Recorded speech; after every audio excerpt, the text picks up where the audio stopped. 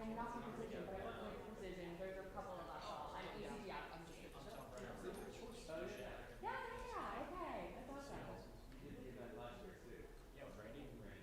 Love it. Oh, yeah.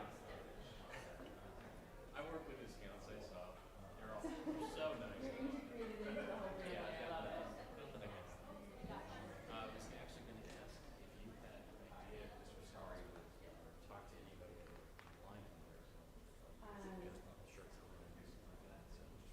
Let me ask.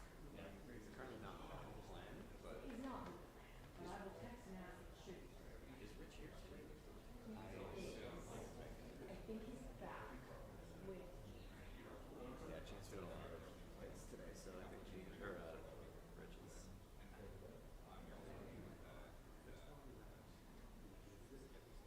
It's a very big day for him.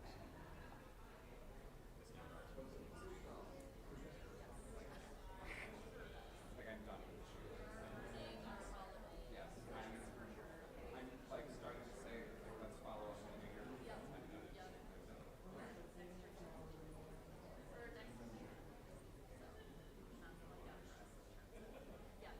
Busy for you. It's busy for me.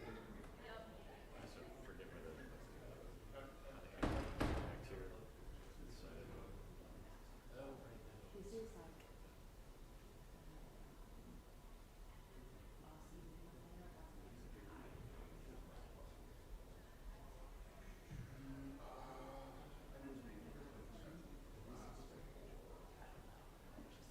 Is this road? This is for two now. As long as we have two for his PRP ball.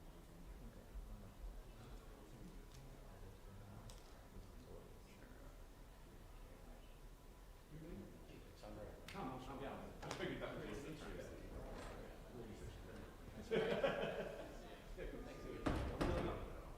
Sorry for the test. No, just a minute.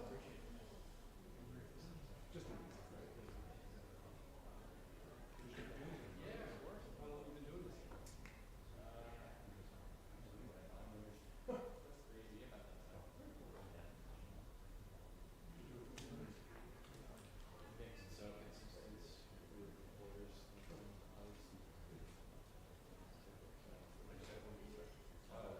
Journalist up there for 13 minutes. Oh, all right. So yeah, this is I just remember this is our first day. It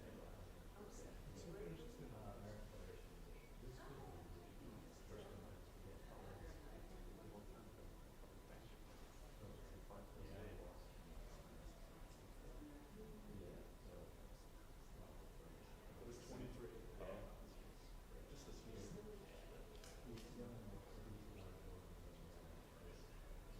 Yeah, that would help you, right? Why was it? Hey. Hello. Hi, how are you? Yeah, absolutely. I'll come get you.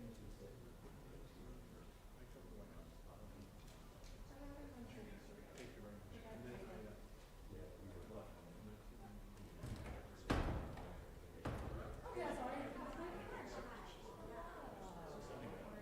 well, it worked out really well. I was there. How is it?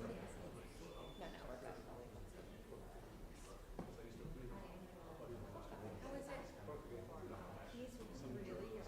Steve's place is his new best friend. Okay, I get a better seat. Where are you? Are you here?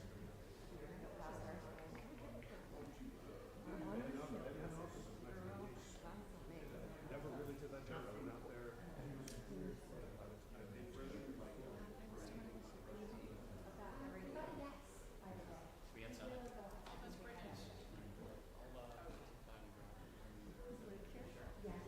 Good to see you, man. I appreciate it. Actually, let's like just trade information at the end of this. Oh, why not? I just got Gene off of my phone. Wait, what'd you say? He's with mom. He's now. Downstairs. Just talking off. Okay. That's just right. Yeah, let's just make sure Gene's family? we got it all covered. I don't know where Gene's family is. They're who's missing. Half missing. Look, Joe knows all the things, so I just gave her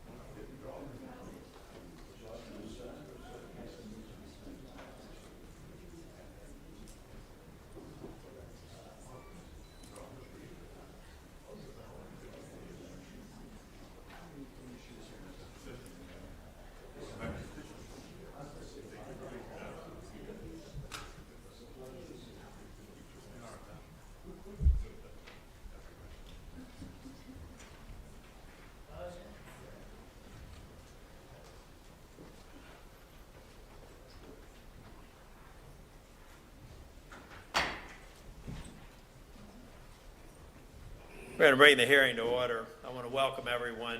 And today we're going to examine public performance rights and further explore how American Music Fairness Act is able to close the long-standing loophole in copyright law. Under existing copyright law, songwriters and lyricists who own copyrights on a musical composition are entitled to royalties when the song is played on terrestrial AM/FM, think AM/FM radio, satellite radio, or otherwise publicly performed. However, the recording artists and producers who own the copyright in a sound recording of a musical composition are usually different from those who hold the copyright to the composition. The holders of the recording right do not enjoy the same protection and right to royalties as composition rights holders do when the recording is publicly performed. Though the global leader in music, America remains the only democratic nation and one of the few countries globally that does not compensate performers or copyright holders when their songs are played on AM/FM radio. This denies American artists an estimated $200 million a year in performance royalties that would be due to them in virtually any other country. Now, the purpose of this hearing, I think most of y'all know that you've met with me in my office or talked to me about other bills. I don't like to have, I like to bring people to the table and come up with a reasonable and fair outcome. The purpose of this hearing is to get everybody at the table, to hopefully keep them at the table versus being on the table. I want to try and come up again with a just and fair solution, and I think it starts with hearings like this. I'm going to turn to Senator Schiff. I see Senator Padilla is here. I also expect Senator Blackburn, if they get here before it is time to open up and introduce the witnesses, I will give them an opportunity to speak. But now I'll turn to Senator Schiff, my ranking member.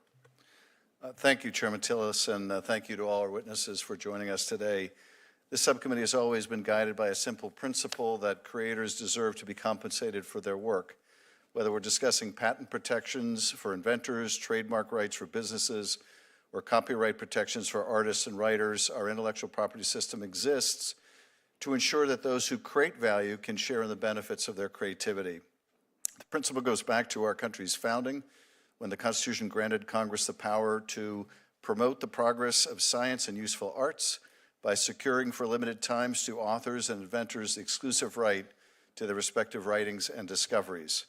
Which brings us to today's hearing and the opportunity to address an inequity in the creative ecosystem in which performing artists in America go uncompensated when their recordings are played on terrestrial radio. Songwriters get paid, music publishers get paid, all as they should, but the artists whose voices we actually hear get nothing. This anomaly places the United States in troubling company. We stand alongside only Iran and North Korea in refusing to recognize performance rights for sound recordings on terrestrial radio. Nearly every other industrialized nation, including China, has recognized that artists deserve compensation when their work is broadcast. This isn't just about fairness at home. American artists are losing an estimated $70 to $100 million annually in foreign royalties because other countries won't pay our artists when we refuse to pay theirs. The American Music Fairness Act, led by Senators Blackburn and Padilla, offers a bipartisan strategy to address this inequity. And in acknowledging the benefits local radio provides while also recognizing that artists deserve to be paid for their work, this bill includes protections for small and local stations as well.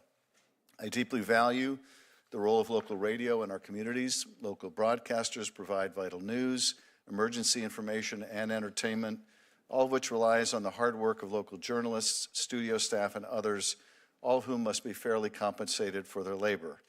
The artists whose songs we hear on those same airwaves deserve the same. Compensating performers is common sense, and it also should not come at the expense of any other group of artists or other forms of copyright. This bill aims to mirror the performance royalty afforded to songwriters for their work and should no way dilute songwriter royalties. I want to take this opportunity to briefly address one other pressing concern for creators, which is not the focus of this hearing, but worth mentioning while we have so many of the valued stakeholders in this room. This includes recent reports that the White House has drafted an executive order that may be signed as early as this week to preempt state AI regulations.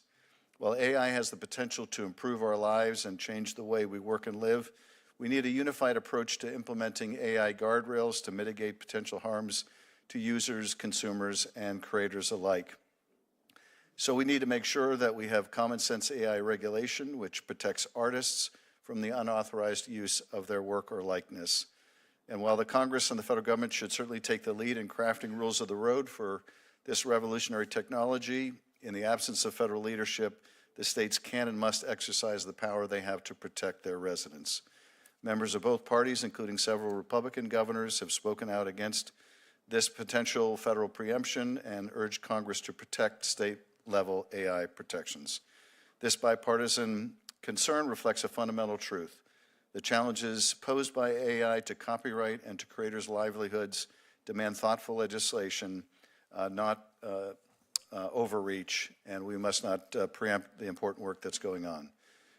The Music Fairness Act is the kind of considered, balanced legislation we should be pursuing to address complex policy challenges, and I look forward to hearing from our witnesses. Thank you, Mr. Chairman. Sure, Padilla, would you like to make comments before the witnesses? Sure. Thank you, Mr. Chairman, and I appreciate your prioritizing this topic in the proposals for this subcommittee.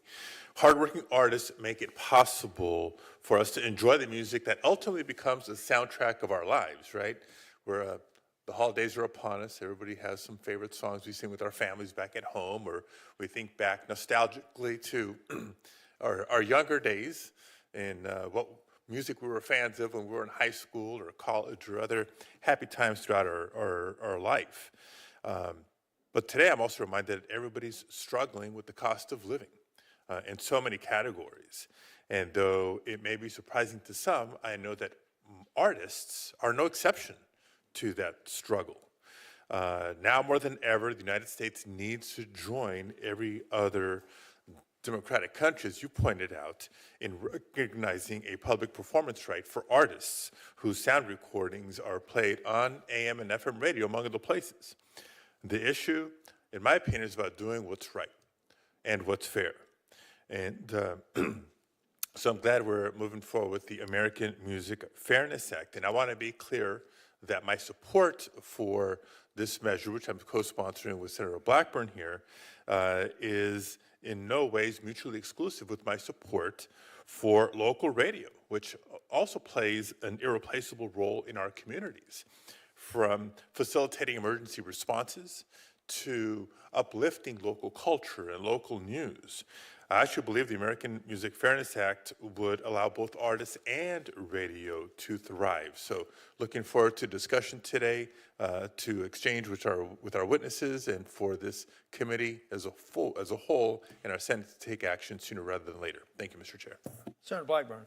Thank you, Mr. Chairman, and welcome to our witnesses. We are so pleased that you are here. I appreciate the support in holding this hearing and bringing the issue forward. This is one that I've worked on since about 2008. And as Senator Padilla said, this is an issue about fairness. It is an issue about allowing a creator to exercise their constitutional right, an Article 1, Section 8, Clause 8 right, which is a right our Constitution gives to creators to benefit from their creations. And of course, we know when it comes to AM/FM radio, there has been an inequity in this. Times change, delivery changes, and of course, our creators should be compensated.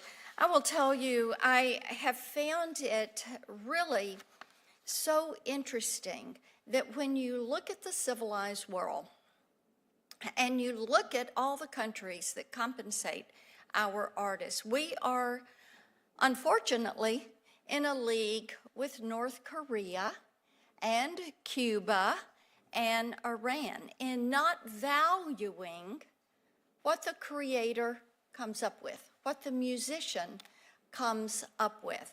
So now we have the opportunity to right this wrong. And I think that we can all agree the United States needs to be standing in the same position that other entities, other countries are standing.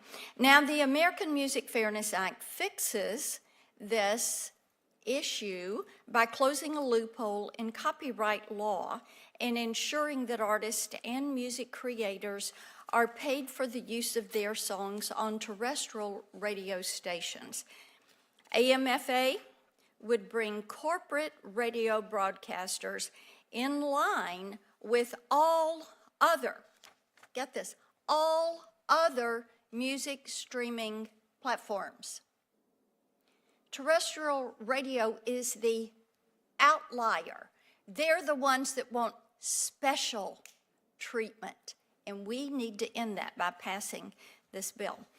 Now, Apple Music, Spotify, Pandora, SiriusXM, YouTube, and others already pay performers. I think maybe not enough, but they get paid for their work. And this bill is about common sense and fairness. So let's be clear, despite what the critics of this bill say, and we have some big radio that doesn't agree with this. I know Mr. Hinton probably doesn't agree with me on this issue. But this bill protects small and local radio stations. This bill provides strong protections for small, college, and non-commercial radio station. America's artists and music creators, including our witness today, and we're so pleased to have Mr. Simmons with us. Thank you, sir. They have created the soundtrack of our lives. In my state of Tennessee, from Music Row to Beale Street to the hills of East Tennessee, artists and music creators have made their marks. We have an obligation to protect them and to ensure that they have the right to be paid for the product that they create. It is as simple as that. The creative community has waited a very long time for fair compensation for radio play. And this Congress owes it to our American artists to ensure we finally pay them. We pay them. And they deserve to be paid. So thank you, Mr. Chairman. Welcome to our witnesses. I look forward to a thoughtful exchange. Thank you, Senator Blackburn. I'm going to introduce the witnesses, then we'll go to the oath and then get started on opening statements. Henry Hinton serves as the National Association of Broadcasters, NAB Radio Board of Directors, and as president of the Interbanks Media Company. He operates 5 FM radio stations across eastern North Carolina.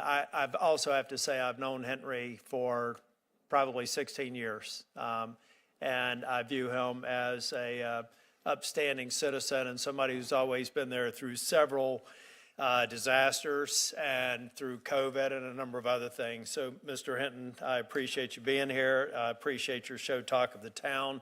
I know that we're not necessarily on exactly the same page on this issue, but I still count you as a very thoughtful person. We appreciate you coming here. Mr. Huppy is the president and CEO of Sound Exchange. Sound Exchange has distributed over $11 billion in royalties to more than 700,000 creators and continues to be the industry's premier sound recording metadata resource, making up 12% of all U.S. recorded music revenue and distributing 90% of the royalties within 45 days. Gene Simmons probably needs no introduction.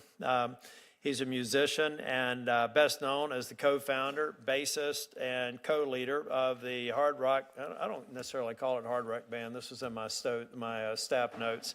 I'm going to call it just a good, solid rock band.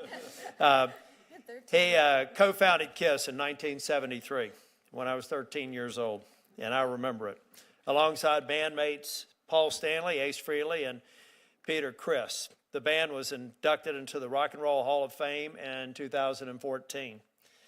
Since its start, KISS has sold more than 100 million records globally and produced over 30 gold albums. This past Sunday, KISS was honored at the 2025 Kennedy Center Awards. At this point, I'm going to just have you all stand, if you will. We'll do a quick oath, and then we'll get to the opening statements. If you'll please raise your right hand. Do you affirm that the testimony you're about to give before this committee will be the truth, the whole truth, and nothing but the truth, so help you God? Thank you. You may be seated. Mr. Hinton, we'll start with you. Good afternoon, Chairman Tillis, Ranking Member Schiff, and members of the subcommittee. As Senator Tillis said, my name is Henry Hinton, and I'm honored to be here today testifying not only as a local broadcaster from Greenville, North Carolina, but also on behalf of the more than 5,100 free, local, over-the-air radio stations across America that serve your constituents. I'm the president of Interbanks Media, where I proudly work alongside my son to operate 5 FM radio stations in eastern North Carolina. I'm also privileged to serve as a longtime host of the locally focused radio show Talk of the Town. I know firsthand the value and collaborative partnership of our stations and what we have with recording artists. But make no mistake, I also know firsthand that a new performance royalty imposed on local radio will create harm for stations, listeners, and these very same artists. I've worked in radio since I was in high school in the 60s. I started as a DJ, worked in sales, moved into management and ownership. I also spent years in sportscasting, having done play-by-play in color at both UNC Chapel Hill and East Carolina University, my alma mater. My first year in Chapel Hill in 1983 was Michael Jordan's last year in Chapel Hill. I've always loved the broadcaster credo, doing good and doing well, a theme that's played out time and time again throughout my career. We are a uniquely free service, and the backbone of our local communities is evident. We serve our communities in ways that no other media can. Just last week, I want to tell you about what we did in eastern North Carolina. We had all-day radiothons Thursday and Friday of just this past week. We raised over $105,000 for local families this Christmas. It's a program we do every year in partnership with the Salvation Army. That gives back directly to our North Carolina neighbors in need. Our stations are not only the source for the latest music, but the place that listeners turn to for entertainment, inspiration, and information, including as a trusted voice during emergencies and natural disasters. Our market in eastern North Carolina sits in the path of nearly every hurricane. That's when radio's resiliency truly shines. We inform people of the approaching danger. We remain on the air during the storm and its aftermath to provide reliable updates when it matters most. I remember in 2016 when Hurricane Matthew ripped apart entire communities. Our stations became the only means of communication for many people. Cell service failed. They had no other way to communicate. We stayed on the air for days, keeping people informed and providing a 24/7 platform for emergency personnel to communicate with the public. After the hurricane, we worked with the Avett brothers at their request, and we raised $365,000 to help communities rebuild. I personally went from town to town in our listening area, delivering checks to help with local needs in those areas. I'm proud of the real-life partnership that exists between radio and recording artists. Broadcasters around the country are known for spotlighting new and upcoming artists and serve as an integral part of artist promotion. The broadcasters around the country, the continued relevance and value of radio is affirmed by daily local radio broadcasters around the country as record labels continuously contact stations to promote new artists and music and look for radio airplay to help them launch their next hit. We're immensely proud that over-the-air radio is free to our listeners, but it is not free to those of us who provide it. Radio stations pay countless fees, including annual FCC regulatory fees, copyright royalties to performing rights organizations like ASCAP, BMI, CSAC, GMR, and streaming collectives like Sound Exchange. Local broadcasters today compete against tech giants and global streaming services, some of whom, ironically, are now trying to emulate the essence of radio on their platforms. Streaming services are able to recoup costs through subscriptions and fees that they charge to their users. We cannot. This makes the imposition of a new performance royalty economically untenable for local radio broadcasters. When new fees are imposed, free local radio's only option is to cut elsewhere. Stations have to make the choice between covering local football games or paying new fees, between making their payroll or sending more money to the recording industry. an industry currently making record profits, I might add. Imposing a new fee on radio's free service would jeopardize jobs, require stations to cut back local involvement in the community, and place more pressure on radio stations already struggling to survive. This not only hurts radio stations, but local communities and the artists who rely on radio's unprecedented reach to engage new and existing listeners. In conclusion, I want to applaud the senators and nearly half of the House of Representatives that support the Local Radio Freedom Act, which opposes the imposition of this fee. I encourage this committee to follow suit and refrain from imposing a performance fee on radio. Thank you for inviting me to testify today, and I look forward to your questions. I saw Mr. Huppy. You're going to come next. You're taking notes. I kind of do things a little bit differently as a chair. I kind of like debate club. So number one, after you finish your opening statements, I'm going to turn to Senator Blackburn to take my spot. I'll be asking questions last, but you all take notes if you hear anything and you want to do it in a professional manner when it is your opportunity. I'd like for you to address the issues that you may have a disagreement with. Mr. Huppy. Thank you, Mr. Chairman. It's an honor to be here today to testify about the American Music Fairness Act. This is the first hearing the Senate has held on this issue in roughly 16 years.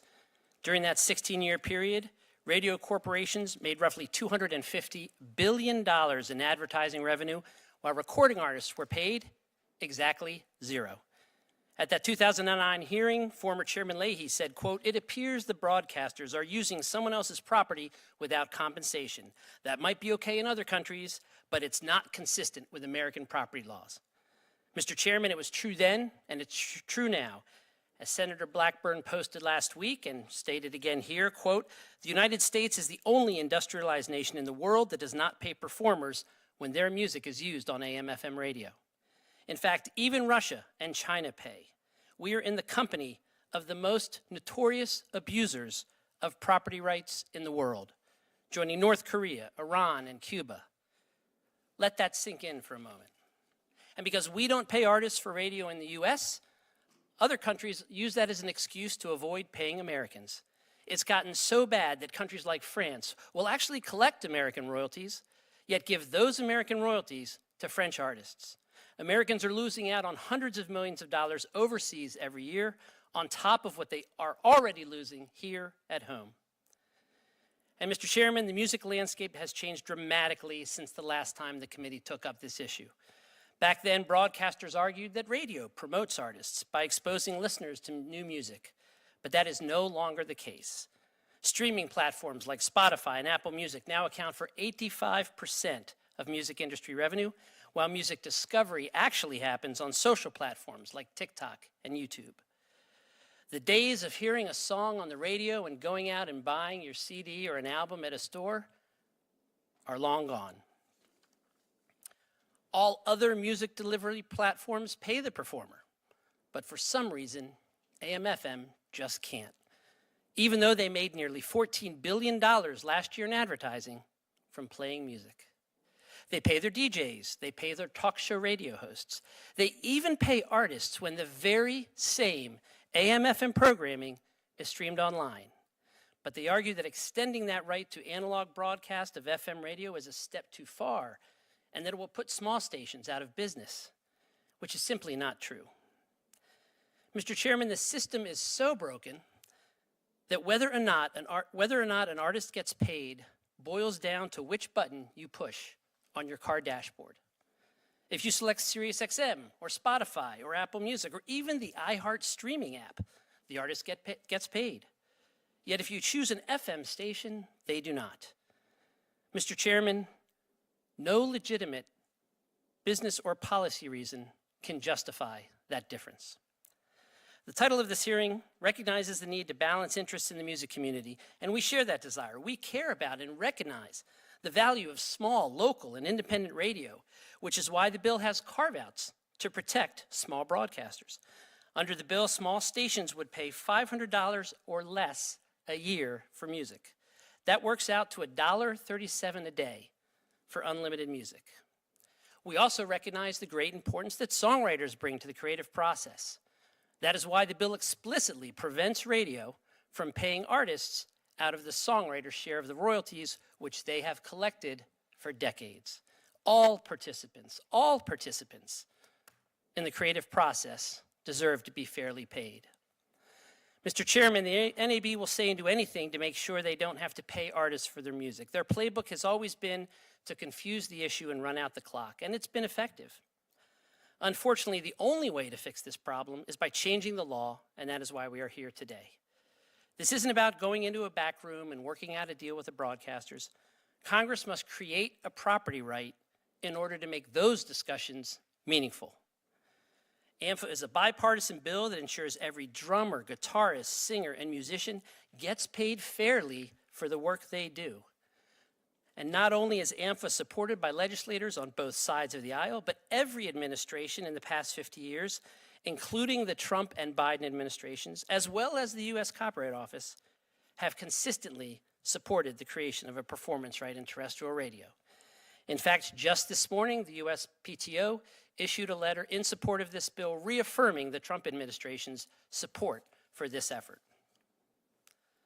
Congress has stepped up time and again to modernize the law and ensure that artists are paid when their music is paid for digital, streaming, and satellite radio, but it has yet to fix the problem for AM/FM radio.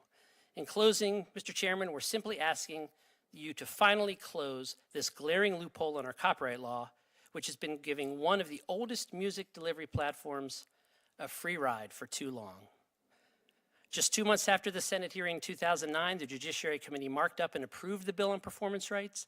Mr. Chairman, I hope this committee repeats that history and moves to mark up the American Music Fairness Act without delay, just as it did 16 years ago. Thank you for your time. I look forward to your questions. Mr. Simmons.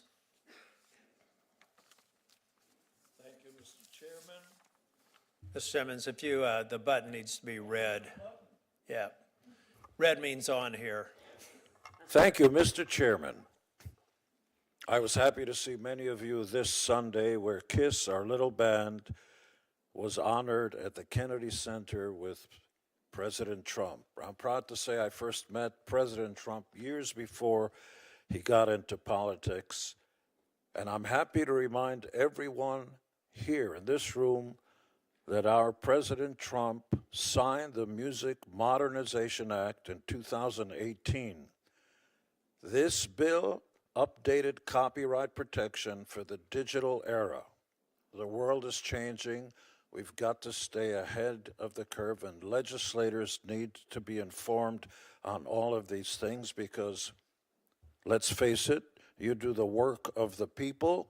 We elect you, and we hope and we expect you to do the will of the people. I'm grateful to President Trump for his leadership on issues important to our artists, past, present, and future. I'm here to kindly ask all of you, both Republicans and Democrats, to help us remedy a situation, an injustice, let's call it for what it is, an injustice that's been ongoing for many, many decades. I'm going to tell you what I mean. Bing Crosby recorded perhaps one of the biggest songs of all time, White Christmas. What's more American than that? Written by Irving Berlin. It's been on radio, AM and FM, later FM, and originally in AM, millions of times. Every Christmas, we and around the world are listening to I'm Dreaming of a White Christmas. That's America's song. Everyone received money. The radio station sold advertising. The plumber who fixed the plumbing got paid. Everybody, the disc jockey got paid. The only person that was never paid for the airplay was Bing Crosby, which is astonishing. And I want to talk about why this is called the American Music, you got to stop there, American Music Fairness Act. Yes, it's an act that's fair because there isn't fairness ongoing right now, but it's American music, America. Last time I checked, Zimbabwe gave the world no music. I can't sing you a French song and nobody else. It's America's music that rules this planet. Elvis, baby, the king. Elvis, who sang hundreds and hundreds of songs, and I met the gentleman when he was alive, and sadly, Elvis never got a penny for all the times, all the millions of times that his music was played around the world. If you go to Africa, you ain't nothing but you hear that music. That is our emissary. That's bigger and cooler and better than any foreign minister that goes on. American culture spreads with our music, with our pop culture. Elvis never got a penny. You know who got all the money? And this is not to demonize Mr. Hinton, who's a powerful and attractive man. He came over and tried to dissuade me, which is a big word like gymnasium, but I'm a big fan of his, and more power to him. He works hard, and he's got 4 radio stations. God bless America. I hope you have 400. This bill, when it's passed, because the word if is for losers, we are going to pass this bill. It is bipartisan. You will do the will of the people, because 70% of the United States of America in a recent poll said, we want this injustice cured now and once and for all. Getting close to the finish line does not work. And Mr. Hinton, I understand everything you talked about when emergency reliefs and hurricanes came, and I'm important. We're only talking about AM and FM radio and paying our Frank Sinatra, Elvis Presley, Whitney Houston, Celine Dion, even my newest best friend, George Strait, who's a co-winner, proud winner of the Kennedy Honors. I walked up to George and we started talking about family and where you from. I'm from Texas. And I said, I'm from Israel. Same thing, planet Earth. And we started talking and trading stuff. And I told him, George, do you know one of your biggest songs, Amarillo, which has been broadcast on AM and FM radio hundreds of thousands of times? Do you know you never got a penny for any of those broadcasts? He looked around, he said, what do you mean? Because he sings other people's songs. What do you mean? He turned to his handlers. No, that's true. How do you defend that? Mr. Hinton, God bless him, we all live in America, we disagree, but he's wrong. He said that the 4 radio stations, I beg your pardon, may have some financial issues ad infinitum, ad nauseum. 3 of the 4 stations may have to pay $500 when, not if, this bill is passed. What's your problem?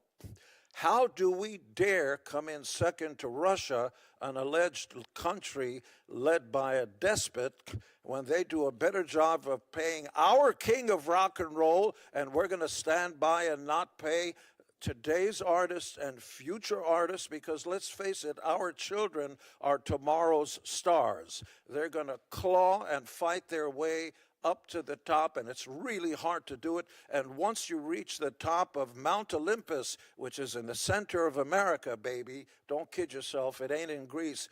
This is the land of opportunity where greatness is possible if you put your metal, I'm talking about heavy metal, so what I just did, it was a joke. When you work hard and you get to the top, what do you got? Zipperoonie. That's not the American way. If you are against this bill, you are un-American. You cannot let this injustice continue. It looks like a small issue. There are wars going on and everything, but our emissaries to the world are Elvis and Frank Sinatra. That is who, and then when they find out we're not treating our stars right, in other words, worse than slaves.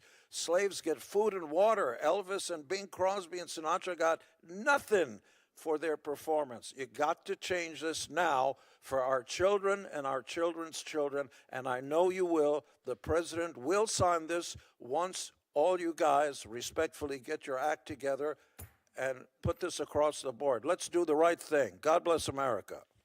Thank you, Mr. Simmons. Senator Blackburn, I'm going to let you take my first time. Absolutely. Thank you so much, Mr. Chairman. Thank you each for your testimony.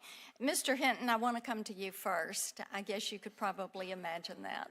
I've worked with the NAB for years trying to get them to agree to a template like we have. I want to clear up a couple of things. You mentioned in your testimony that this would cause harm. Let me ask you this. Not paying artists for their sound, their voice being on radio, they're getting zero money. Do you think that causes harm to the artist? Well, Senator, thank you for that question. Don't say thank you for the question through this. It eats up my time. Go ahead. All right. The Quickly. reality is American radio reaches 79% of Americans every week. 226 million people listen to radio every week. But the problem that we have, I ask you about causing harm, not about your audience. So let me move on, because you are causing harm. You've got an oldies station. You've never paid Sam Moore's estate a dime for Soul Man. And I bet you use that as bumper music a good bit. And you talk about being a free service. Your free service, do your advertisers look at you and say free service?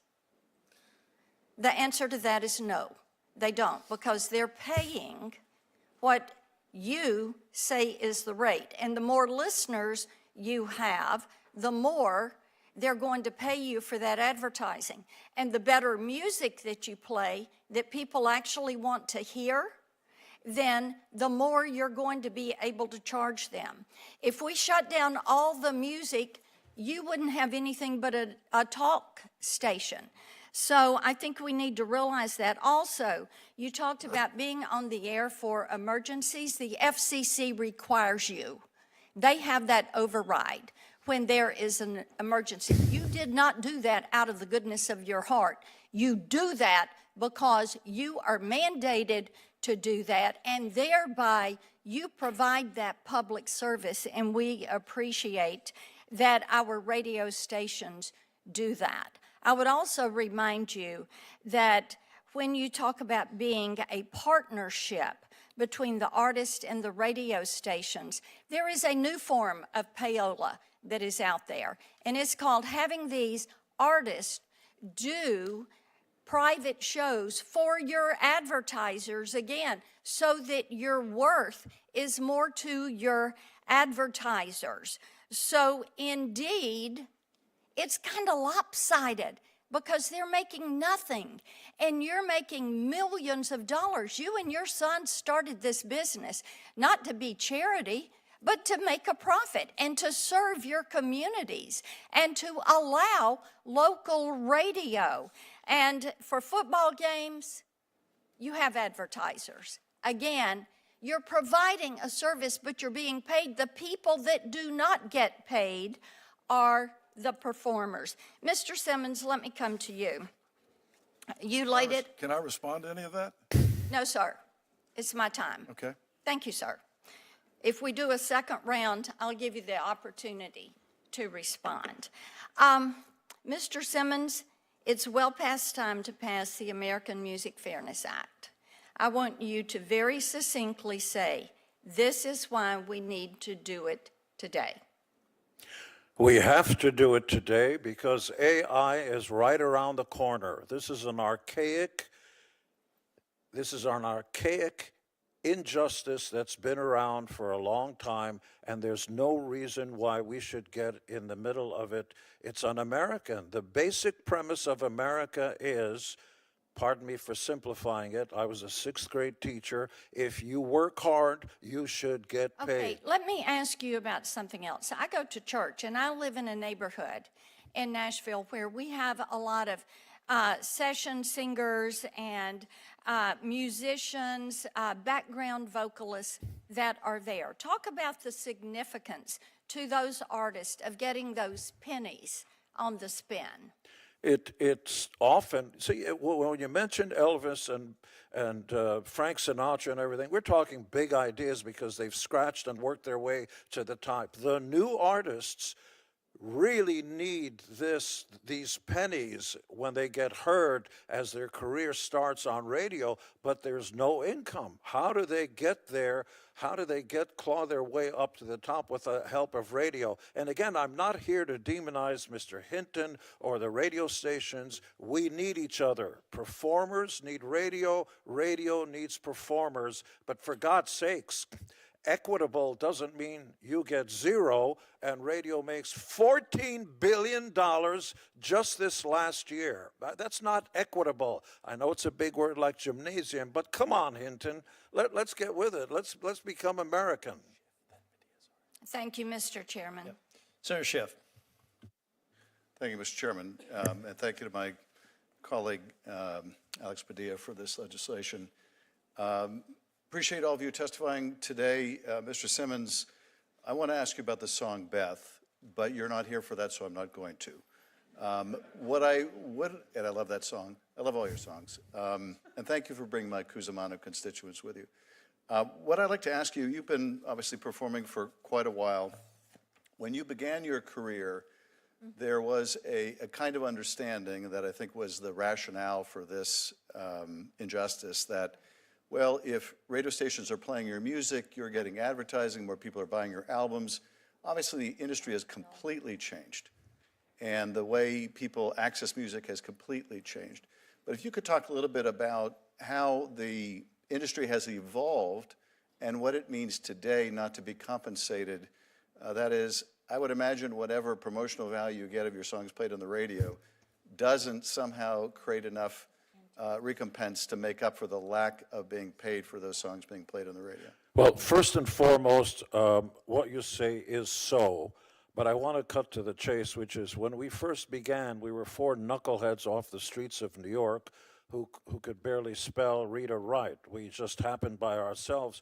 We never knew, no one. Artists are not qualified to understand the business model. We didn't have a business manager. I didn't know that once you get a song that goes on radio, radio is not going to pay you to play the song. But they will have the right, I will say this again, they have the right to use our name and likeness. And you're talking about trademarks. You use my trademark without my permission. Otherwise, I'm going to take your house and your firstborn. Are you kidding me? So radio uses billboards across the country's highways of America to promote the radio stations so that people will tune into their station because they are hearing our voice on their station so they can sell advertising. And more power to you. You should be making more money, become more successful, but the new artists are not going to get their fair shake. There are barely record companies left. The entire music industry is in disarray, and all these pennies are so important, especially for tomorrow's stars who are being born today. This is for our children and for our children's children. We can't just let them out in the cold and not have a way to get paid for their hard work. Thank you. And Mr. Huppy, I know when your son was very young, he ran for school office with the theme song, Don't Worry, Be Huppy, Yeah. which was brilliant, by the way. That is correct. When that song is played on a streaming service, you're able to identify where the royalties should go, and as the chair was saying, do so very rapidly, very quick order. Let's say that song is played on terrestrial radio. Are there any challenges to being able to determine when that's being played, providing the same kind of mechanism for compensation that you do with the streaming services? The mechanics behind doing that, Senator, would not be that difficult at all. As you well know, we already receive much of the data about plays and artists and songs when almost all of these FM stations rebroadcast online. So in a way, we're already paying for the digital part of their business. And the FM part of their business is the much larger part, $14 billion a year. And the mechanics of getting the payments out would be quite doable. Thank you. Mr. Hinton, there are provisions in the bill that are designed to try to help smaller broadcasters. Tell us, if you would, why you believe those provisions are not workable. For, I think, college stations, it might be $100. For smaller stations, it might be $500. Why are those carve-outs not adequate for the smaller stations? And for the larger stations, why shouldn't they pay the compensation of the artists they're airing? Well, the $500 exemption is going to apply to a small number of stations, but there are over 4,000 FM stations in the country, including some of mine, that would not fall under that exemption. And there are a lot of small market broadcasters right now that are barely hanging on. And understand, it's not $500, it's another $500 on top of FCC regulatory fees and all the PROs that we're already paying. Radio stations are being inundated with PRO fees. Senator Tillis and I have had this conversation for the last couple of years. The whole landscape, the ecosystem that's worked for 100 years is under strain because streaming services are a problem for the performers. They're a problem for radio stations. We are competing with streaming services that are owned by the largest big tech companies in the world. And our revenues as a result of that are dropping. BIA, who is the organization that tracks revenues for the broadcast industry, this is a very important fact. You may not be aware. Since 2019, radio's gross receipt revenue has decreased 20%, projected to be down another 5% this year, 3.5% next year. So small market radio stations can't take any more fees. It's not 500, it's another 500 on top of everything else that we're paying. And I'll tell you, anybody that thinks $500 is a small chunk of change has never had to run a small market radio station. Thank you. I yield back, Mr. Chairman. Mr. Hinton, you'd ask if you want to make a brief comment in response to Senator Blackbird's questions, you can, then I've got questions for you. Yes. You know, I'm a little bit surprised that radio is being demonized the way it is. I want to remind people that this ecosystem that we operate in has been working for both the radio industry and the music industry for 100 years. As you're answering the question, can you give me a sense of what's different about Europe and the stressors that they have economically, and they're still achieving the reimbursement? What's different about the American terrestrial radio option and the European option where they seem to have resolved this issue? Well, the first thing I would say to you is that radio stations in America are free, and we're part of a free market system. If you go to European countries and some of the countries that have been mentioned, radio stations are owned by the government. The relationship between the music industry and the radio industry has been fantastic, and it's worked beautifully for the years.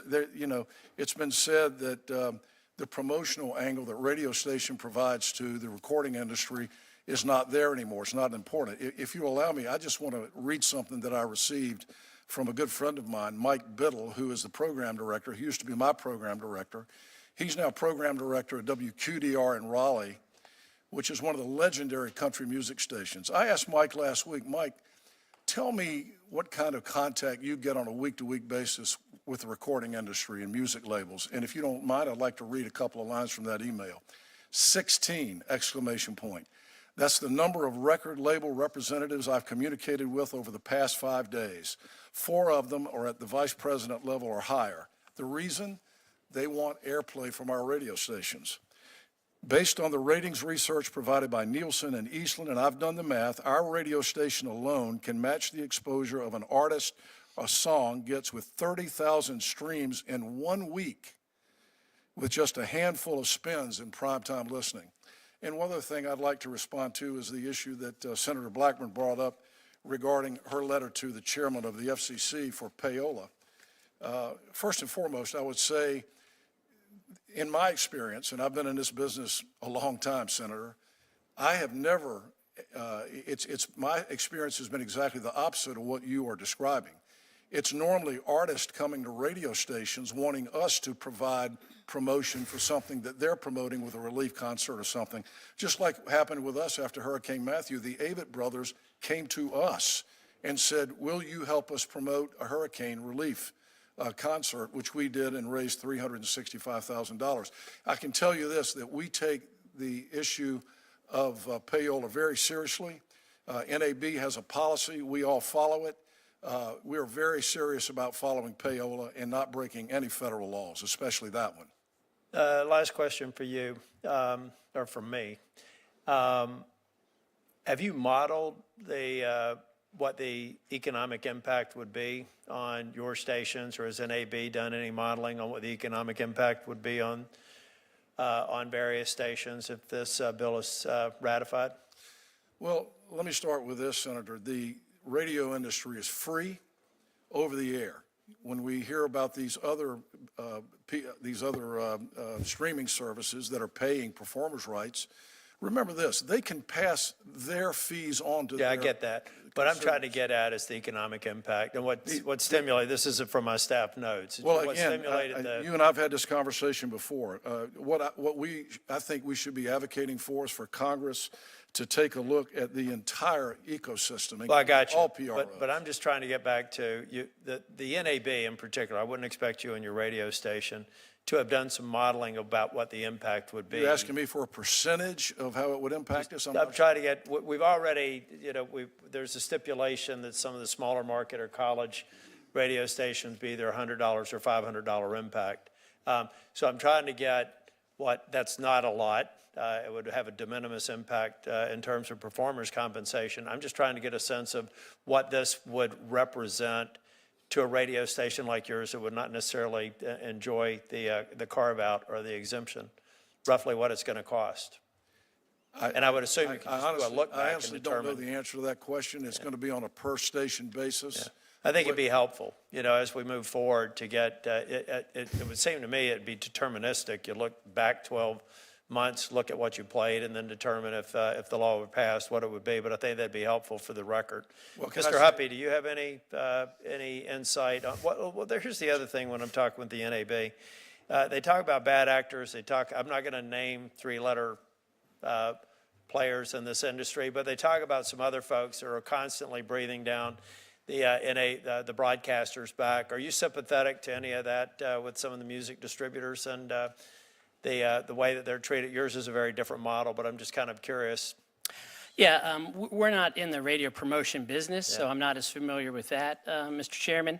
I will say, in terms to answer to your last question, you asked about sort of modeling out. I will say, again, I share the respect for Mr. Hinton and the amazing network that he's built out, but 4 of his 5 stations would be eligible for the $500 a year carve-out. And the other comment, if I could, Mr. Chairman, there's a lot of talk about promotion here. The bill takes into account any promotion effect. If there truly is promotion, then I would suggest the broadcasters can put their money where their mouth is and recognize it will be a factor expressly considered by the people that set the rates for this. We could debate whether there's promotion or not. I mean, as you heard earlier, 85% of all revenue comes from streaming. I think you've heard Mr. Hinton say twice that they compete with those streaming platforms now. It's no longer about promotion, it's about competing. And one last point, Mr. Chairman, let's say there is promotion, hypothetically. I don't know why that should be a free ticket to take people's property with neither permission nor payment. Radio broadcasts Major League Baseball games. It is undoubtable that increases the promotion for baseball. It raises the value of the franchise. And no one for a minute would suspect or suggest that they don't get licensed by Major League Baseball. I don't know why music should be any different. Thank you. My time is over. Before I recognize Senator Padilla, I think Beth was a good song. It was Peter Criss who sang leads, the drummer. Senator Padilla. Thank you, Mr. Chairman. Thank you to all the witnesses for your participation today. I do want to begin with questions for Mr. Simmons, and I especially appreciate you because you're not just here advocating for your own self-interest, you're advocating for all artists. No, I think that's not the headline. The headline is, I've done well thanks to the American dream. And I often say, God bless America, and people think I say it for a soundbite. I'm the proud son of a concentration camp survivor, and for me, those words mean something, and we should all get over the cornball, eye-raising things and realize where we're living. This ain't about me, my friend. That's what because I've done very well because America gave a first-generation legal immigrant the chance to do well, and it was not easy. I had to learn the language. I had to stop talking like this, dress British, think Yiddish. You know what I mean.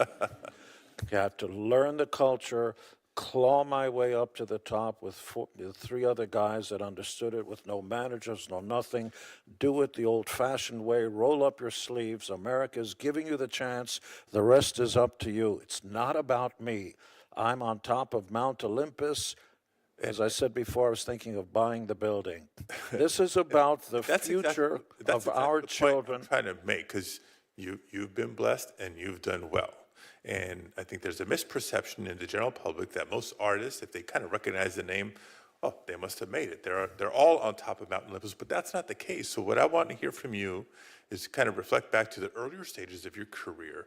What would these type of royalty payments mean for emerging artists who are trying to build their career? Every little bit helps. At the outset, I understand that a brand new artist isn't necessarily going to help a radio station get to a point, but perhaps I scratch your back. When they get bigger, they'll be more appreciative of WXRP or whatever that's called, and say, you were there for me then, I'm going to be, it's about relationships. But if you work hard, the American way is you must get paid. You cannot verbally or otherwise, ethically, morally, and perhaps once this bill is passed, legally, validate the notion that somebody who works hard is going to get nothing, while a corporate entity, well-meaning though it may be, is receiving $14 billion just this last year. And as you articulated in your opening remarks, there's a reason this is called the American Music Fairness Act, because the way we're not asking unfair. Hold on, That's if right. it was unfair decades ago, is it more or less fair today, given the change in technology, the change in the industry? It's not just radio It's revenue more or unfair. not, It's more streaming. unfair now because once 1980 or so, when Napster started downloading and all that, and remember, we're only talking about in this bill AM, FM. We're not talking about streaming or anything else. That's for another bill, another time with other folks. It's a simple idea. My friend, when I go on the highways of America, is my radio station, and I'll turn to AM or FM to hear the music I want to hear, and they're playing it and charging advertising and so on. The people who are on that, who are singing my favorite song, are getting zero for that performance. That's got to change. I don't know if I answered your question, but I thought I was profound anyway. Absolutely, absolutely. My last question, my time remaining, is for Mr. Huppy. Can you talk, we've focused on radio station owners, the broadcasters, we focused on artists. Are there other folks in the industry who stand to benefit from this bill? As Mr. Simmons says, not if, but when it is passed and signed into law. Do producers get impacted one way or the other, engineers, other behind-the-scenes folks? The answer, Senator, is yes. This impacts the entire recorded side of the business. Many people participate in the creation of a recording. It's a huge part, it's a huge investment for the industry. It's what we all listen to when we turn on the radio. So, it's artists and record labels, studio producers, background musicians, background vocalists, engineers. It's a very hard job to bring a successful recording to the world. And all of those folks would benefit from this bill. Last quick question, Mr. Chairman, if you'll indulge me, for Mr. Simmons. Not on the bill itself, but my youngest son, his name is Diego, he's 10 years old. He has quickly fallen in love, not with the bass, but with the electric guitar. What advice do you have for him? Have a fallback position. And I say this seriously because since the advent of downloading and file sharing, where artists are actually getting minuscule amounts, barely able to get by. And by the way, I was a sixth grade teacher at a college education. I worked at Williamson & Williamson. I was the assistant to the director of the Puerto Rican Interagency Council, Boricua. You know what I'm talking about. The original Indians in Mexico, Magdalena Miranda, it was a government research and demonstration project, and because I had skills, I could type 90 words a minute, fix hexagraph, mimeograph, ad infinitum, ad nauseum. I was making 23 grand a year when that meant a lot of money, but doing the Jewish way, living with your mother, not paying rent and so on. So I amassed a large enough amount that I could support the band we were forming together without managers and everything else. The advice I have for everybody is always have a fallback position, because Everybody believes, and God bless him for believing, I can reach the stars. Well, what happens if you don't? What's your fallback position? How old is he now? 10 years old, sir. Okay, he's got time. What kind of music? Oh, heavy metal. Metal. You know what? There's the 10,000-hour principle. There was a book about it. The harder you work, the luckier you'll get, and always have the fallback position. By the way, if it's not a musician, there are managers and other things and personal.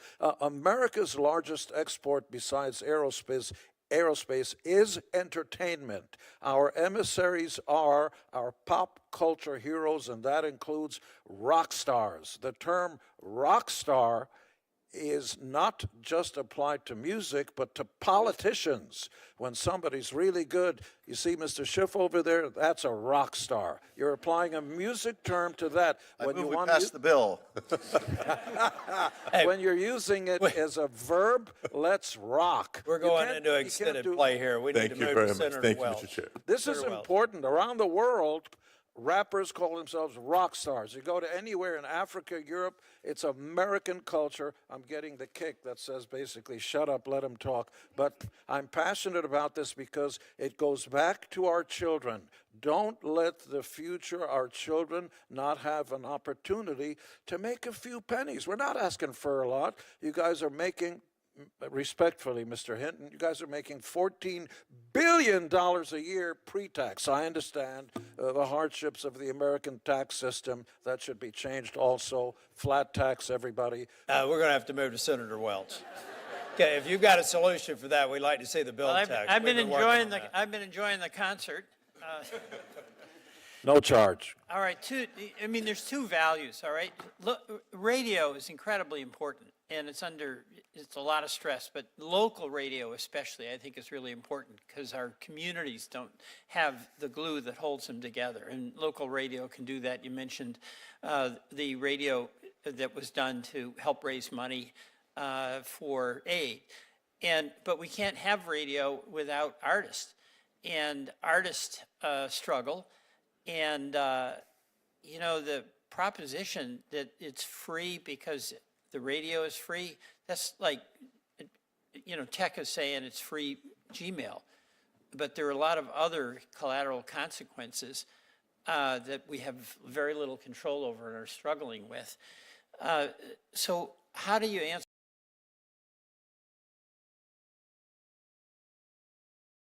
They shouldn't get paid. Yeah, it is. Well, again, this is the system that we operate under. It's worked for 100 years. We've had a system. No, but seriously, it's worked for you for 100 years. Well, respectfully. 14 billion. Last year. Well, let me clarify that I did not make $14 billion last year. No. And I will say, again, I'll repeat what I said earlier. The latest statistics are that radio revenues are down 20% since 2019. No, here's why I'm interrupting. It's just a basic fact. It should be a basic value. If you provide a service to me, I come in and I want to get radio advertising, you charge me money for that, and I benefit. And the tool you use to sell your advertising is the creative work of artists.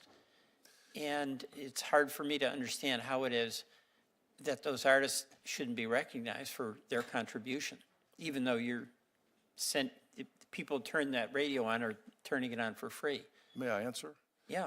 Again, the promotional value that radio stations provide is phenomenal, and it continues to be phenomenal. It's being downplayed here today, but let me say people like Lainey Wilson, who just one of the top stars in the country right now, just won a BMI award.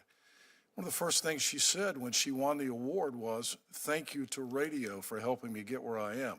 I just mentioned. Okay, I get that, and politicians, if they go viral, that's a good moment for them, and that's over the media that is free. But there is the point that Mr. Simmons has been making, and that is that a lot of artists have to struggle an awful long time and with very little compensation. And what motivates them is their dedication to their craft, to wanting to express that and the healing power that music can have, and them having the opportunity to contribute. So that system doesn't work for many of the artists. The concern I have is to make sure that a lot of these small radio stations that don't make the big money, and they play an incredibly important role in Vermont, and they might be college stations, and they play a role to get a person started, to have some sense that they can have a career. But that radio station can't afford anything. Yeah, Senator Welch, just to, for the bill we're talking about today, there is a $100 cap for college stations, $500 cap for certain No, and low market I think that's great. It makes it possible. There's been a lot of progress on that. But you wouldn't have a problem with that, right, Mr. Simmons? I'll take it case by case, Senator, but it should be up to performers to decide, not for an industry that's rich in their pockets with $14 billion. But I understand we are Let me sensitive. push back a little bit in the sense that the performer's not going to be negotiating with the college radio station in Vermont State College, right? I mean, that's the whole point of the legislation, is to try to provide some fairness. And my question to you is, do you have any issue with the legislation including some carve-outs for stations whose revenues are below a certain amount, where reasonably speaking, You're speaking to possibly the most unqualified person in this room. However, as a voting citizen of these United States, I and the rest of the population hold the ultimate power. And as one voting member, I think all radio stations must pay something. Okay. Somewhere between something and $14 billion is the answer. All right, just one final plug. Senator Blackburn and I have the TRAIN Act, and it's really an effort to try to protect exploitation of the artistic output of products through AI. And I would just like to hear from each, just a yes or no. Do you think we should protect intellectual property, the creative content, Respectfully, being and exploited with it? may I take some AI? of your time, Senator? To I didn't the want you extent to that say- he's already 40 seconds over, yes. Very clearly. In some of the contracts that I've signed and negotiated myself, although I'm not a lawyer, in the interest of full disclosure, perhaps there should be an escalation clause. Smaller stations, you play our songs a few times, it's X. If you're finding out that you're playing our songs and it's really increasing and you start making a lot more money, perhaps there should be an escalation clause for the reason you're making more money and selling more advertising. That's fair. But I do think, Senator Welch, on the issue of AI and the real threat to creators, we're discussing that as another subject for a hearing in this Congress. I think it's very important. Senator Blackburn, would you like to go second round? I would indeed, and Mr. Chairman, I have several letters of support for the AMFA, and they are letters from the Recording Academy, RIAA, American Association of Independent Music, SAG-AFTRA, Society of Composers and Lyricists, the Christian Music Trade Association, over 300 performance artists, a group of conservative pro-property rights organizations supporting the bill, a letter from USPTO Director John Squires supporting congressional action on over-the-air public performance rights, and a letter from the Director of the USPTO and Registrar of Copyrights during the first Trump administration supporting over-the-air public performance rights. Without objection, it'll be included in the record. Thank you. Mr. Hinton, I know that Senator Tillis was asking you about any modeling you had done of what this would cost you. And I would like to see if you have done that, because we're talking about a fee as low as $500, and stations with annual revenue of $1.5 million would only be paying $500. So have you all looked at this? Because this bill is really a tiered approach. And how much do you think is too much to pay the artist for the music that you're using? Senator, my understanding is that the rates have not been set. My colleague at NAB just passed me a note that the rates have not been set. We have not done any modeling. They'll be set by the Okay. Copyright Realty Board, or Copyright Royalty Board, but we don't know the answer to that yet. Okay, so you've done no modeling to look at That's correct. any of this. Well, you know, I think we've gone over and above to try to protect radio stations. Have you had the opportunity to read the bill? I have. Okay, great. And looking at that bill, then how much is too much to pay an artist for their music? What would you set that at? Senator, again, you know, the promotional value that radio stations provide. You're on the NAB board, sir, and what I'm looking for is fairness for these artists. You're asking me for a number that I don't have. You don't have a number. You just know paying anything is too much. I just know what I'm paying already, and this is going to be added to what radio stations are already being burdened with in the copyright space. So since there are other fees, you think that that gets you off the hook from paying musicians and artists, since you're already paying fees. So, and by the way, we take promotional value into account in the bill. That is, and you might want to kind of gloss back over, give that section another read, because we do account for that promotional value. You talked about that radio, that artists benefit, and indeed they do. And radio stations are important partners, but we want radio stations to be fair to the artists, because you buy clothes, you benefit from clothes. You buy food, you benefit from the food you buy. You benefit, and your advertisers benefit by the music that you play. But the people that create that music don't get anything at all. They get nothing. And this is why passing this bill is important to do. And we've tried since 2008 to work with NAB on this issue. So do you think that we should be proud of the fact that we sit there with Cuba, North Korea, and Iran and refuse to pay a royalty for a product that is created? Do you think that NAB should be pleased that they hold that as a position, that they're intransigent on this, that they are refusing to pay compensation for something that they are using? Do you want me to answer that? Yes, sir. The answer to your question, Senator, is that it's a free market system in this country, and it's much different than some of the countries that you're talking about.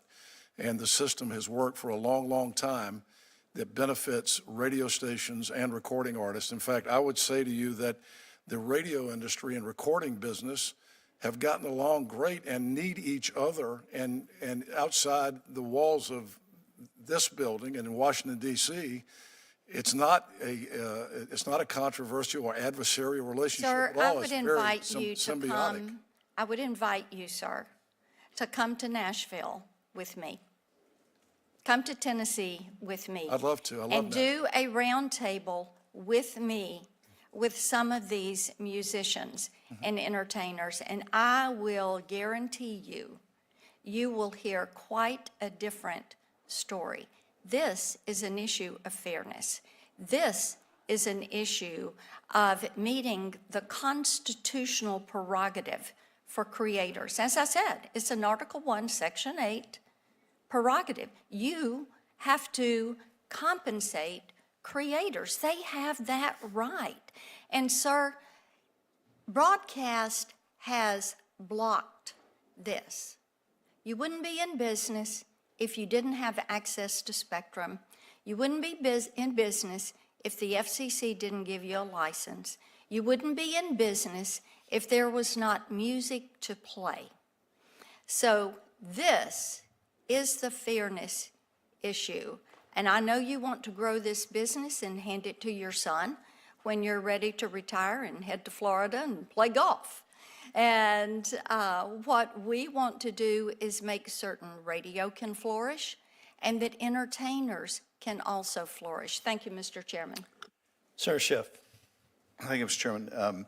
Mr. Hinton, I just wanted to underscore something that Peter Welch said earlier. I certainly have no interest in demonizing radio broadcasters, local radio. I admire what you do.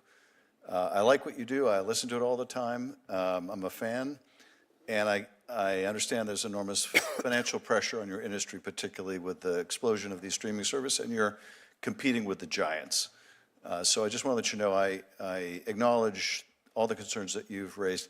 I think we've tried to strike a fair balance in this, but I am mindful of the financial pressure you describe, and I don't want to act as if we're not aware of that. And as you say, there have been ways in which your industry and artists have collaborated and come together on things like the No Fakes Act and other legislative initiatives, and I'm grateful for that kind of collaboration. I think it's really important. Mr. Simmons, I want to ask you, there was probably a point in your career, as there is in almost every musician, where you wondered, are we really going to be able to make a go of this? Am I going to be able to earn a living this way? At that critical crossroads where probably a lot of artists decide they just can't make a go of it, what would it mean to have that additional revenue from hearing their works performed on the radio? Can you tell us what that moment was like, if you ever experienced? Now, maybe you knew from the beginning you were going to be a hit no matter what, so maybe you're the exception, but tell us what that moment was like for you, if you experienced it, and what it means to others to have that little extra help to get you to the next level. At the outset of any career, all those pennies, bits and pieces are so important. It sometimes is the difference between success and failure. There was a band that just recently announced, a band called Garbage, successful. They sold 1 million records of something. Shirley Manson, the lead singer, announced they were quitting the music business because for them it was not financially feasible. There are different income streams. When you play a concert, if you do well, you do well. There are some bands that do better in concerts, like the Grateful Dead, who didn't sell as many records, and so on. So every one of those pieces of the puzzle gives a band a chance to survive. And at the outset, as I said before, radio is important. Radio is important for both of us. Radio needs artists, and artists need radio. That's fine. I'm going to keep going back to the same old point. One of those two is making a fortune, and the other one, for doing all the hard work, is getting Zipola. I'm going to say it again. For the new artists, often it's times between, often it comes down to death or life. Those few pennies that radio would pay once this bill is passed, because I don't play with if. This will go through. I know the president well enough. He will sign this as soon as we all put this paper in front of him. It will give new bands a chance. Those extra pennies and dollars and so on will give them a little more to devote more to their craft. And again, you know, this idea that, oh, it's just music. No, it's not. It represents America. They are our emissaries to the rest of the planet. We want to have big superstars so they can tour overseas. So everybody says, that music comes from America. I want to go to America. One of the reasons my mother and I wanted to come to America, I wanted to come as Elvis. Where was he born? I can't think of a single performer, artist or anything that comes from, I got to go to France to hear, no, I don't, it's like, shut up. You want to come to America, the land of dreams, the land that creates superstars and superheroes. Those are our emissaries. Pay new artists especially. Pay them something, between something and $14 billion, Mr. Hinton. Thank you, Mr. Chairman. Senator Schiff, you may also want to note that Garbage's best song was "I'm Only Happy When It Rains." Mr. Huppy, can you talk a little bit about some of the royalties that the broadcast industry already pays? Sure. The broadcast industry does already, as Mr. Hinton has referenced, they do pay songwriters across all platforms, as they should. Songwriters are a very important part of the system. And they also do pay royalties to sound recording artists when the very same content we're talking about here, when that is simulcast online or streamed over the internet, they also do pay there. But as I mentioned, they do not pay when, this biggest part of their business, $14 billion over-the-air transmissions, they do not pay recording artists for that. If we were to pass this bill, it's my understanding now that certain jurisdictions withhold compensation for U.S. domiciled artists when we don't their own. So do we have any earthly idea how much money would potentially flow to the artist and into the U.S. economy if this bill were to pass? I think one estimate we like to reference, the first Trump administration put out a letter that estimated the loss of that money at around $200 million. Certainly hundreds of millions is a safe number to go with, but 200 million, I think, was mentioned by the first Trump administration in their letter of support. Mr. Hinton, one thing that may be helpful, just so that we get a better idea of economic impact, I think about other things broadcast radio does, like the Emergency Broadcast Network, those sorts of things. They do play a different role than, say, a YouTube Music or other streaming platform. But I think it would be helpful for us to get a better understanding of the real economic impact. We've heard about the exemptions or exclusions for college and small market radio stations, that maybe you take a market basket of any analogs that makes sense in foreign countries, whatever their reimbursement model is, and even if you don't know what rate could be set by the board, you can at least know what the norms are out there so that we get some sort of idea for economic impact. I'm going to have my staff work on it, but NAB may be in a better position to do that and potentially submit something for the record. Seeing no other members here, we're going to bring the hearing to a close. This is an area, again, most of you who know me know that I try and strike a Goldilocks balance on policy. But I think that this is an area we've heard testimony where we're probably going to see some action. I think there's a growing sense in Congress that they're going to move forward. And so let's talk about the disparate impacts that we should take into account, potential unintended consequences. That's an assignment for NAB, and I would like to see anything submitted to the record or subsequent meetings with you all. We're going to hold the record open for a week. So if you'd like to submit any other testimony, any other data, we'll allow you to do it. I think, did we set a specific deadline, week from today? Yeah, 1 week from today, close of business. If you'd like to submit any other record, any brief comments before we? Mr. Chairman, if I may, you said you encourage debate-style format. I just wanted to respond to one thing about radio not being able to pay. Radio, Mr. Pittman, the head of iHeart, recently talked about radio's renaissance. And when you look at some of the margins in radio stations, I had the opportunity to see some numbers from last year, and some of the biggest radio conglomerates have margins in the 18 to 24% range. Radio pays for the rent, they pay for the electricity, they pay for their station managers, they pay for the executives, as they should. I'm just at a loss. And by the way, talk radio also manages to afford to pay their talent. And they manage to work that into their business model as well. So I think the concept that radio can't work this into their business model is really not really a supportable statement. Artists deserve to get paid just like everybody else at radio. Mr. Hinton, I'll give you equal time. That'd be 30 seconds. Well, first of all, I'd like to thank the committee and you, Chairman Tillis, for allowing me to testify today. It's been an honor to testify, especially on the same table here with such an iconic music hero of mine for many, many years, Gene Simmons. Radio is facing a lot of different issues. I've talked about the economic pressures and the economic realities that we're facing with streaming and losing revenues. And a lot's been talked about today with regard to where we are with, these declining revenues. I would point out that the recording industry grew 3% last year to a record high $17.67 billion. So I think radio's had a big part in promoting artists.